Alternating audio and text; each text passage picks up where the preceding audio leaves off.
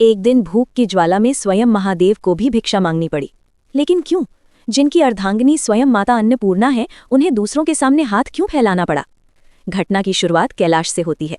एक दिन ध्यान से उठकर महादेव बोले, ये जगत माया है, अन्न भी माया है। देवी पार्वती ठिठक गईं। शांत स्वर में उन्होंने पूछा, प्रभु, यदि अन्न माया है तो भूख का कष्ट क्या है? महादेव बोले, जो जन्म लेता है वो नश्वर है, अन्न भी क्षणभंगुर है। देवी की आंखों में गहरी वेदना झलक उठी।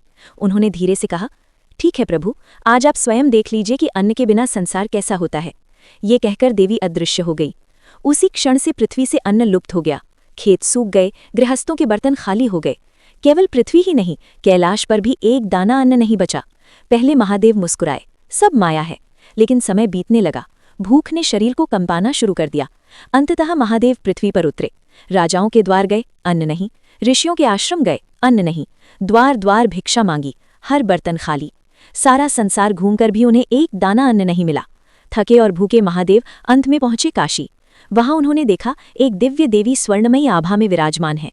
हाथ में अन्न से भरा पात्र और सभी को भोजन करा रही हैं। वो कोई और नहीं, स्वयं माता पार्वती थीं, अन्नपूर्णा के रूप में। महादेव ठिठक गए। धीरे से अपना भिक्षा पात्र आगे बढ़ाया। देवी ने उनकी ओर देखा। न कोई क्रोध, न कोई तिरस्कार, केवल एक मौन शिक्षा। उन्होंने अपने हाथों से महादेव को अन्न परोसा। उसी क्षण महादेव को अनुभूति हुई, अन्न माया नहीं, अन्न ही जीवन है, अन्न ही शक्ति है, और शक्ति के बिना शिव भी अपूर्ण है। ये कथा अपमान की नहीं, अहंकार टूटने की शिक्षा है। ये अन्न की महिमा का संदेश है। याद रखिए, जिस अन्न से आपका जीवन चलता है उसे कभी छोटा मत समझिए। यदि ये शिक्षा आपके हृदय को छू गई हो तो कमेंट में लिखें, जय मां अन्नपूर्णा। और ऐसी ही सत्य आधारित कथाएं जानने के लिए जुड़े रहें।